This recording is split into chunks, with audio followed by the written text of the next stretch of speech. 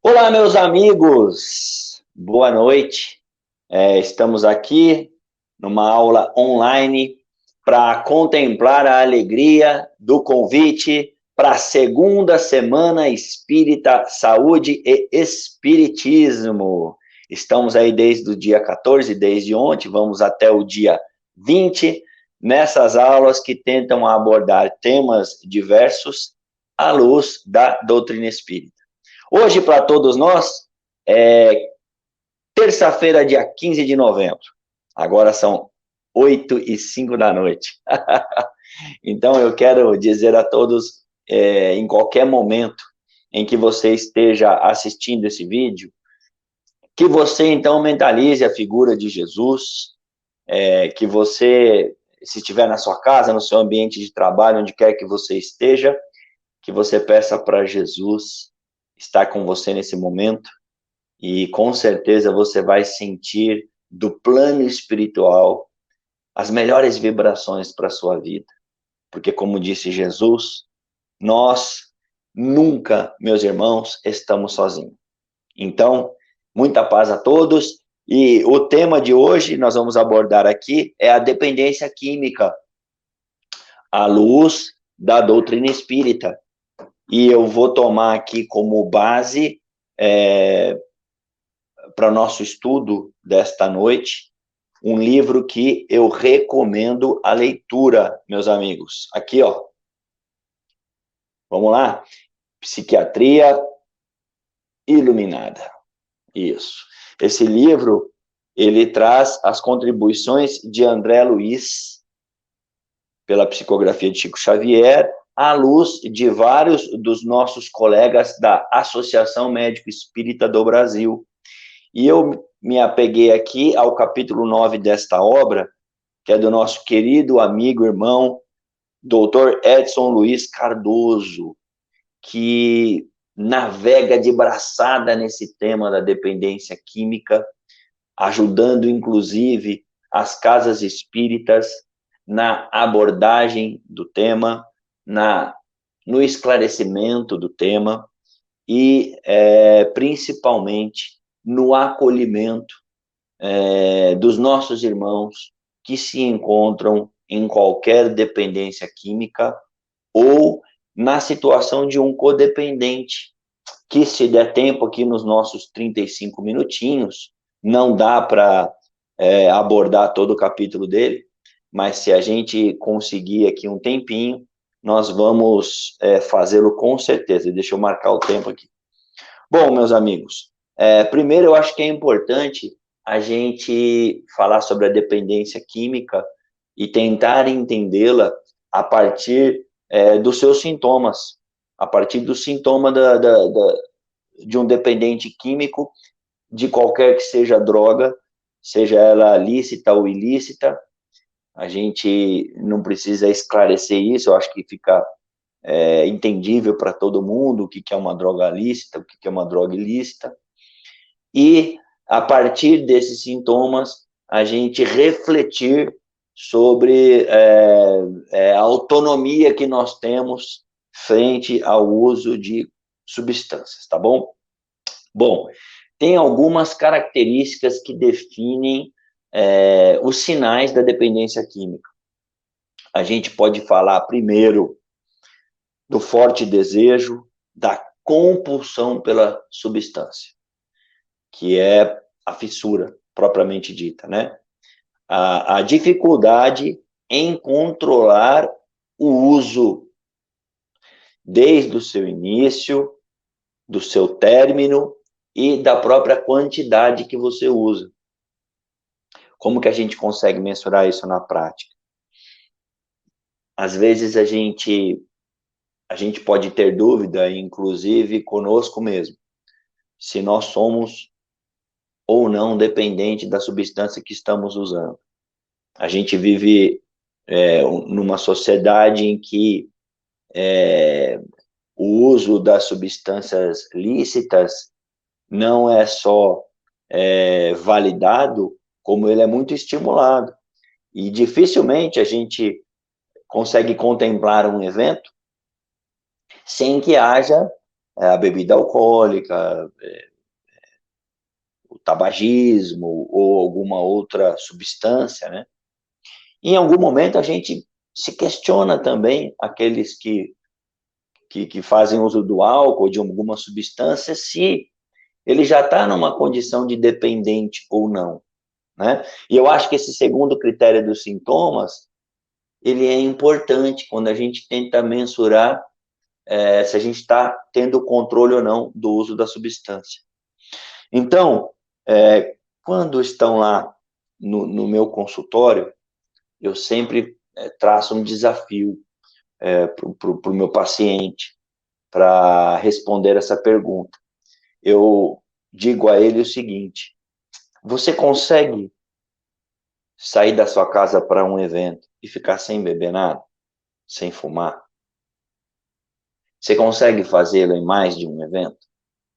Agora, final de ano, mês que vem, né, a gente vai ter as festas aí das empresas, tá todo mundo a fim de festejar, a gente passou 2 dezembros aí trancados, e agora a Covid está voltando, vamos ficar de olho, mas eu sei que nós teremos evento nas empresas, né?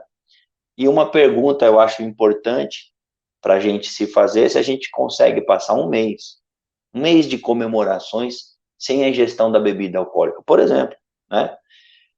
Se a resposta for sim, e na prática você conseguir fazê-lo, provavelmente você não entra nesse critério tão importante da dependência química, porque você está com o domínio do uso da substância. Eu não estou fazendo apologia à substância e nem estou dizendo que ela te faz bem.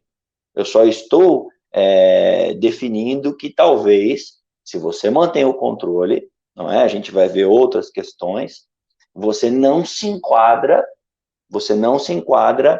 na classificação de alguém que já é considerado dependente químico. Eu acho esse segundo critério melhor para a gente fazer uma autoanálise. Mas tem outros, por exemplo, presença da síndrome de abstinência, que são sintomas que a gente tem quando a gente fica sem o uso da substância. Como foi ficar sem o uso dela? É algo mais sutil de se identificar. Quando a gente ainda está no início de uma dependência. Porque aquele que já está completamente sem autonomia e dependente da substância, ele vai identificar rápido esses sintomas. Com menos de 15, 20 dias sem uso, ele já começa a ter uma resposta física, clínica do corpo. E aí, então, fica fácil de identificar, né? Ok, uma outra, né? Qual a sua tolerância frente ao não uso da substância? Em termos até emocionais. Como que você reage? Como que fica o seu humor? Uma boa pergunta. Ficou sem... Como que é a festa? Né? Como que é o evento da empresa para você? Frente à substância que você usa, não é? E de fato, sem usá-la naquela ocasião. Você vai curtir a festa com a mesma alegria? Ah, tem gente que fala assim, porque não, todo mundo bebe, e eu fico deslocado se não faço o mesmo. Olha, nem todos bebem, e você não precisa ficar deslocado só porque você não está fazendo a ingestão. Isso já é uma questão, se você muda o comportamento, né? Como que você fica sem essa sensação prazerosa ocasionada pelo uso de substância, que talvez dê tempo da gente falar um pouquinho, quando a gente entra num circuito de recompensa no sistema nervoso central, mas tem uma ressaca no circuito de estresse. Então, a gente secreta algumas substâncias que dão saciedade e prazer, mas tem uma conta muito cara, clinicamente falando, porque depois a gente vai secretar hormônios que são degenerativos para nós, que não são bons para nós. Então, meus amigos, a primeira questão é essa, a dependência, como o próprio nome já diz, né, de uma forma assim muito clara, ela é, né, a dificuldade de controlar o uso, o quanto que a gente depende dele, propriamente dito, né? Classificado isso, a gente vai agora tentar fazer aqui uma abordagem aqui esclarecida pelo nosso irmão Edson, pensando na doutrina espírita, pensando em como a gente vai refletir sobre isso, não só para autoajuda, como para o acolhimento desses nossos irmãos que frequentemente chegam à casa espírita com esta problemática. A gente percebe, quem trabalha em atendimento fraterno ou acolhimento na casa espírita, que às vezes a questão da dependência química, como acontece também nos lares, ela vai secundariamente apresentada pelo paciente ou pelo familiar, deslocada quando ele apresenta na casa espírita, escondida atrás de um outro sintoma. Então, às vezes a pessoa diz que está sentindo depressão, está sentindo ansiedade, ou qualquer outro conflito, está com um problema na família, na relação conjugal, enfim. E quando a gente faz uma entrevista bastante acolhedora e empática, a gente consegue perceber que a base daquele problema, que vai deslocado ou que vai secundariamente ali apresentado com outro sintoma, a base é a dependência química. E toda uma situação conflituosa que foi gerada a partir dela. Então, com bastante carinho, com bastante acolhimento, a gente vai tentando fazer os procedimentos que nós vamos tratar aqui hoje, para que a gente possa ser mais efetivo no acolhimento, numa abordagem espírita para o entendimento desta temática. Bom, a gente tem, então, 3 passos, segundo o Edson, iniciais para a gente acolher positivamente, dentro da casa espírita, a problemática da dependência química.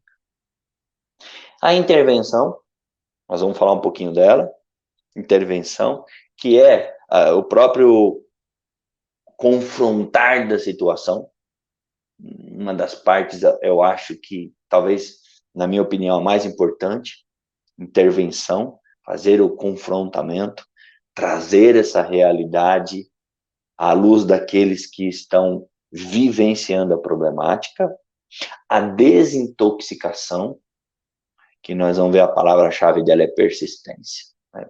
Trabalho é onde a gente vai suar a camisa para vencer a problemática, e a reabilitação, que tem bastante inferência aí da doutrina espírita, não é? Bom, a intervenção, auxiliar o paciente a enxergar que ele apresenta um transtorno pelo uso do álcool ou de qualquer outra substância lícita ou ilícita, e reconhecer as consequências adversas do não tratamento desse transtorno. Por que eu acho que essa parte é difícil? Porque uma das principais características do dependente é a negação, a esquiva, a manipulação. Só quem vive essa problemática sabe como é. É muito difícil para o paciente admitir que ele é um dependente químico. Admite que faz uso, admite que tem contato, que gosta, mas que é um dependente, que ele já perdeu a autonomia frente ao uso dessa substância, que ele está tendo problemas graves na sua vida pessoal, social, financeira, por conta do uso degenerativo da substância, abusivo da substância. Então é muito difícil essa coragem de chamar para si a responsabilidade. Porque ela vai deslocada em outras queixas, como a gente estava falando no começo, para o entendimento da dependência química. Às vezes, a pessoa queixa de insônia, de dificuldades sexuais, de dificuldades de gerenciar o estresse, depressão, ansiedade, sintomas, às vezes, psicóticos. A queixa é essa. E quando você vai ver a base que dá isso é o uso abusivo de substância, né? Mesmo quando há uma aceitação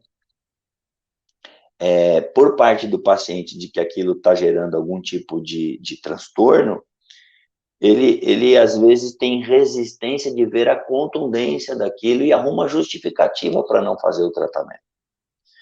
E ele quer cuidar da insônia, quer cuidar do outro sintoma, mas não quer enfrentar a dependência química. Então, todo mundo que trabalha no centro, que faz a entrevista, ele vai se deparar com esse problema. E qual que é o desafio do espírita que está ali diante dessa problemática e que, às vezes, por conta até da resposta mais ríspida daquele que vai atendido, da resposta mais atravessada, do mau humor, da irritabilidade dele, que acaba atingindo quem está ali, tentando acolher, às vezes o próprio colega que faz esse trabalho se sente impotente, ou até sente raiva, ou até fica chateado por conta de não conseguir extrair o melhor para aquela sessão ali, que é uma sessão espírita já na entrevista. A gente sabe dos companheiros espirituais, a gente sabe de todo um processo no mundo espiritual que envolve esse primeiro encontro. Então, a dica, né, que o nosso colega Edson dá, é que a gente primeiro, assim, dê vazão ao que sente, de uma forma a ressignificar aquele sentimento, e amplie a tolerância, a paciência, né, a empatia, o amor, e vá abordando, como diz o mineiro, pelas bordas, vai tentando não confrontá-lo de uma forma mais direta, tentando apontar para ele o que está claro para todo mundo, porque isso aí todo mundo já fez. Quando o cara chega na casa espírita levado pela família, ou com essa dor desse enfrentamento, ele já ouviu várias vezes de alguém que ele é dependente químico e não quer aceitar. Então, esse caminho não vai adiantar. O que a gente tem que fazer é tentar seguir a rotina do transtorno que está causando na vida dele. Talvez, se ele enxergar o transtorno da vida dele, se ele aceitar isso daí pelo transtorno, você consegue encontrar maior receptividade. Porque daí você vai perguntando, poxa, mas como é que está a sua vida? Percebe, olha, isso está acontecendo depois que você faz o uso. Você consegue entender que está prejudicando aqui o seu ambiente profissional. Porque você veja que todas as questões que envolvem a saúde mental não são classificadas como doenças com essa nomenclatura, e sim como transtornos. Transtorno de ansiedade, transtorno de humor, e se você visitar a letra F lá do CID-10, você vai ver essa classificação dessa forma. Por quê? Porque A coisa é prejudicial quando está transtornando a nossa vida. A gente pode ter uma ansiedade, pode ter uma oscilação de humor, é humano isso, e até defesa psíquica. Mas quando prejudica a sua vida, transtorna a sua vida, aquilo vira uma patologia. Então, se a gente introduzir a nossa entrevista a partir desta questão, a gente consegue ter uma receptividade maior do paciente. E a partir daí, a gente consegue vencer essa resistência. Então, quando ele aceita, a gente já pode ir pelo planejamento da desintoxicação. Agora, se ele continuar na negação, nos casos em que o paciente nega ou desvaloriza os problemas que vem sofrendo e causando com o hábito de ingerir bebidas alcoólicas, por exemplo, ele pode falar assim, dizendo que os outros familiares, que os outros amigos exageram, que ele não é um alcoolista, ou que ele não é um drogadito, que ele não é um dependente. A gente não deve entrar na discussão com ele, de que ele é um dependente, mas fazê-lo perceber que tudo aquilo que ele está vivendo é decorrente do uso de substância. E insistir em todas as sessões que ele vem com paciência, até ele mesmo na negação, aceitar uma tentativa de desintoxicação, mesmo negando que é um dependente. Impor um desafio para ele, né? De ficar radicalmente sem o uso. Porque essa é a desintoxicação, né? A gente só consegue dar esse segundo passo se a gente conseguir com que o paciente deixe de usar a substância. E qual é a palavra-chave? A palavra de ordem para esse segundo passo de desintoxicação: persistência. Raramente, principalmente na casa espírita, que não vai ter um trabalho como tem as clínicas de recuperação multiprofissional, com uma atenção maior em tempo, em contundência de ação, não vai ser na primeira vez. Às vezes o nosso irmão, o nosso paciente, ele vai frequentar meses a salinha de atendimento fraterno, a sala do passe em tratamento, até ele começar a aceitar esse desafio de ficar sem o uso. No começo, às vezes, vem com algum tipo de comportamento de negação, de manipulação, dizendo que não fez uso, que está há algum tempo já nesse período de desintoxicação, e aí a família vai lógico, depois confrontar isso, orientado também pelo atendente ali, da melhor forma de fazê-lo, né? Então,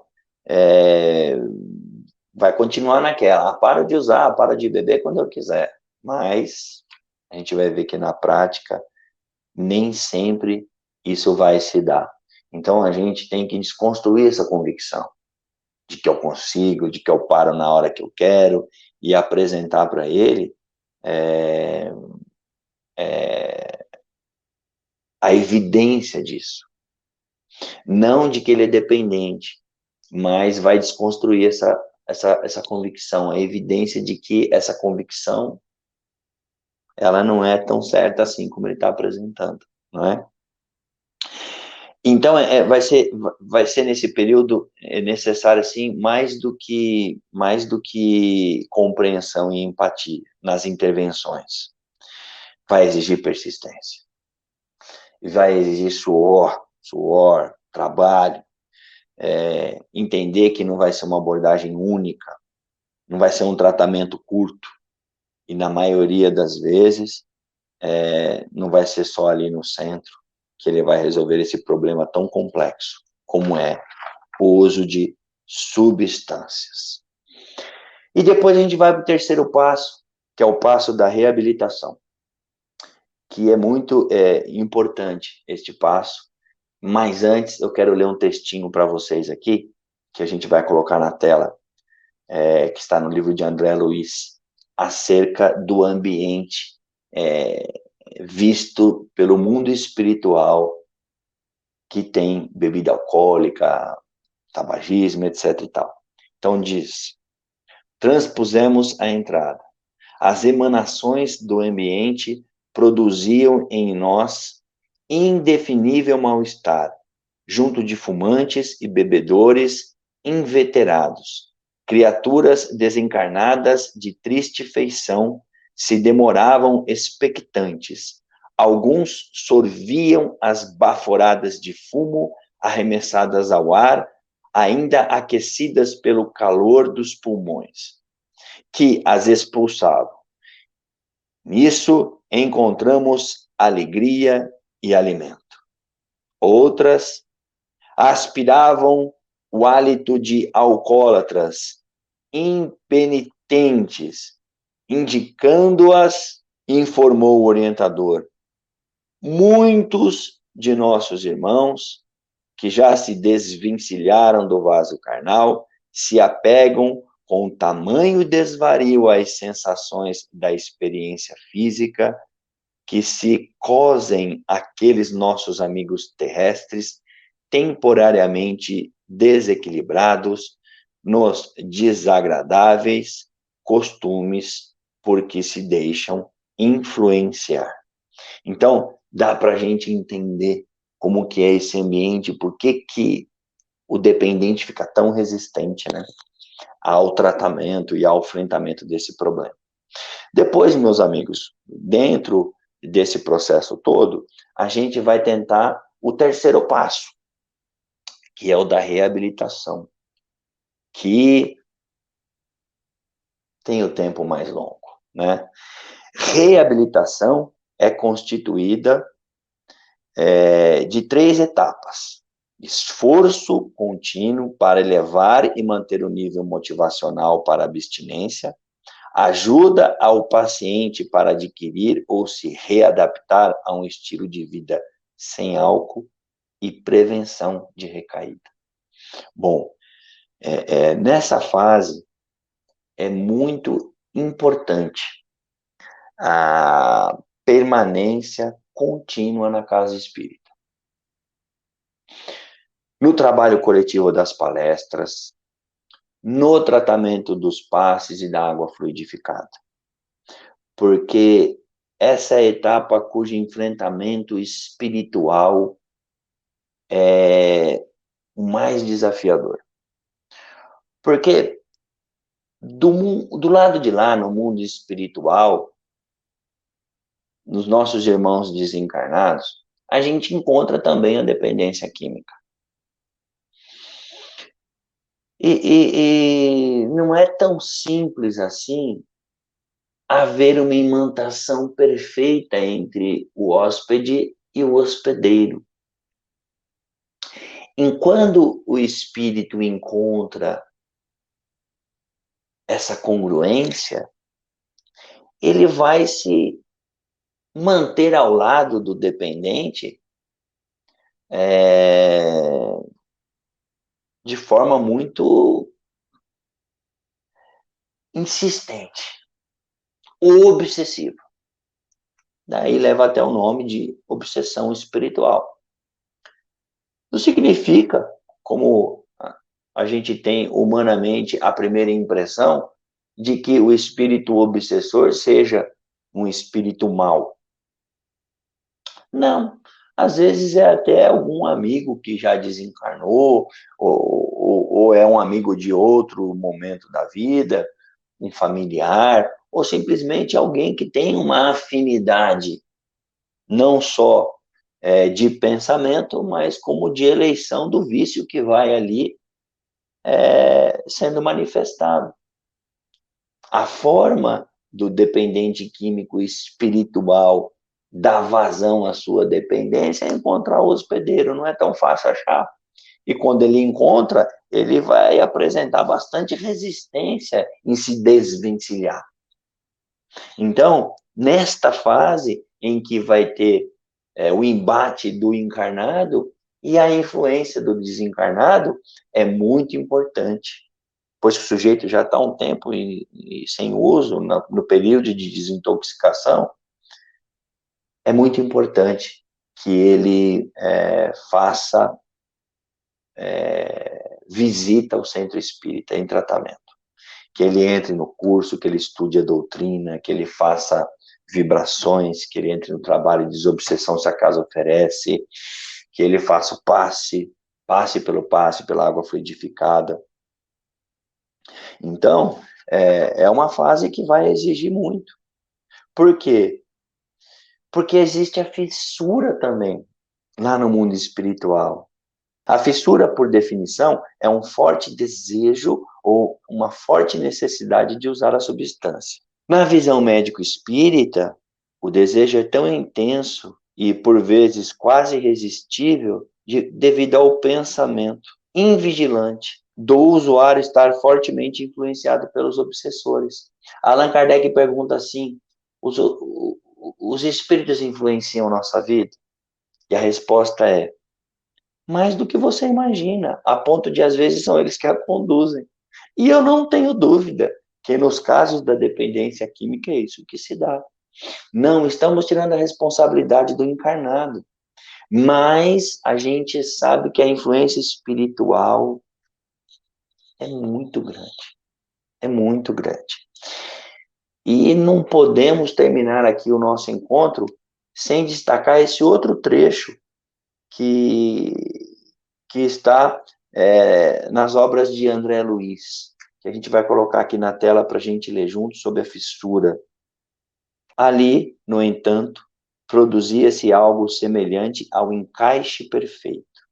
Cláudio, homem, absorvia o desencarnado à guisa de sapato que se ajusta ao pé. Fundiram-se os dois como se morassem eventualmente num só corpo.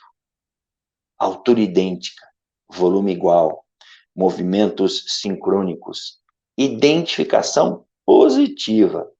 Levantaram-se a um tempo e giraram integralmente incorporados um ao outro na área estreita, arrebatando o delgado frasco. Não conseguiria especificar de minha parte a quem atribuir o impulso inicial de semelhante gesto. Se a Cláudio, que admitia a instigação, ou se ao obsessor que a propunha. Gente, dá para a gente perceber o tamanho da influência espiritual e como vai ser difícil se desvencilhar dela. A gente consegue desenhar na tela mental assim o fato que vai narrado por André Luiz. Então é muito importante, segundo o nosso irmão Edson, nesse momento, a frase de Jesus, orai e vigiai. Então orar no centro e em todo momento de dificuldade, se apegar a Deus e à espiritualidade, para que também do lado de lá atendam esses irmãos e os encaminhem, e a vigilância no dia a dia, que é um ponto muito difícil que vai exigir da família, né, essa participação, que às vezes está nesse processo de codependência, não é? Então, nesses minutinhos finais, vamos só destacar aqui um pouquinho sobre a codependência, né? Que o nosso irmão classifica como codependência e as consequências do amor mal conduzido, semelhante entre as abordagens dos benfeitores espirituais e a dos voluntários da AME Brasil, dos grupos de apoio fraterno, é quando afeta o indivíduo em 5 vertentes. Vamos lá. Baixa autoestima, dificuldade de estabelecer limites saudáveis nos relacionamentos de intimidade, dificuldade de reconhecer e assumir sua própria realidade disfuncional, negação, na parte do codependente também, ilusão, né? Dificuldade de assumir a responsabilidade em gerir as necessidades adultas, né? De comportamentos, de emoções, etc. e tal. Dificuldade de enfrentar e expressar suas emoções de forma moderada, né? Já está ali, sabe, quando o pavio está curto e e a gente se irrita facilmente, é a condição do codependente, que desloca as suas próprias questões ali, no vínculo que mantém com o dependente químico, e por vezes entra até na negação, como ele faz, né? Com frases do tipo, é uma pessoa ótima, fica ruim só quando bebe. Então, a codependência é o amor mal conduzido, em nome de um sentimento que se denomina amor, mas que, na verdade, é uma caricatura desse. O codependente, de forma difusa e equivocada, acredita que deva fazer tudo em prol dos desejos do dependente, mesmo em detrimento das próprias necessidades e, inclusive, prejudicando-se em vários momentos da sua vida, como, por exemplo, saúde física, emocional, espiritual e financeira. Então, é quando a pessoa também está com a vida transtornada, está conduzindo mal o seu sentimento, porque tem questões íntimas ligadas também. Mais uma vez, meus irmãos, é muito importante a frequência ao centro espírita. A doutrina espírita vai ter ocasião de trazer para o nosso irmão, para a nossa irmã, dependente, codependente familiar, uma ampliação da visão do mesmo fato, trazendo as questões da realidade espiritual presente no enfrentamento que ele vai fazer. Lembrando que a nossa vida é um mergulho pedagógico para o espírito, que vai ser desafiador em qualquer escolha que a gente faça, que as necessidades que a gente criou para nós vão se apresentar na nossa vida, mas que este não é o verdadeiro mundo, como disse Jesus, que a nossa morada é espiritual, que a gente é imortal e que nunca estaremos sozinhos. Se tem a influência para a manutenção da dependência, tem a influência espiritual também para a vitória sobre essa problemática. Então, mais do que nunca, a gente vai trazer Jesus de volta para a nossa vida. A gente vai trazer de novo as suas palavras de otimismo e de esperança. Sem Deus no coração, sem a ajuda da espiritualidade, vai ser muito difícil vencer essa problemática. A gente precisa reconhecer, se desintoxicar e buscar uma realidade nova para a nossa vida, dentro desta bússola que a espiritualidade nos traz, que consegue fazer com que a gente dê um novo significado aos mesmos fatos, que a gente consiga fazer essa reforma íntima tão necessária e que vai alienada, sobretudo na esquiva que a gente faz com o uso de substância, buscando uma realidade que não é aquela importante para a nossa vida. Então, mais do que nunca, meus irmãos, eu fico muito grato de ter participado aqui com vocês. Esse tema é um tema que mereceria um seminário para a gente poder aprofundar na troca com o público, né? Uma abordagem mais eficaz e mais esclarecedora acerca do tema, mas só para a gente nos motivar a buscar um conhecimento maior junto à Associação Médica Espírita do Brasil. Entrando lá no site, você vai ver todas as diretrizes do atendimento fraterno proposto pelo nosso irmão Edson, e a gente vai colocar isso em prática dentro da doutrina espírita, no centro que a gente frequenta. Tem até cursos para a gente se capacitar nessa temática, tá bom? Mas quero dizer da minha alegria de ter recebido o convite e de estar aqui fazendo essa aulinha aqui com vocês, onde, com certeza, o nosso aprendizado é muito maior. Eu quero dizer a todos, então, boa noite, que nós tenhamos aí um final de terça-feira feriado muito bom e um final de dia maravilhoso para aqueles que estiverem assistindo em outro dia. Fiquem com Deus, muita paz e até a próxima.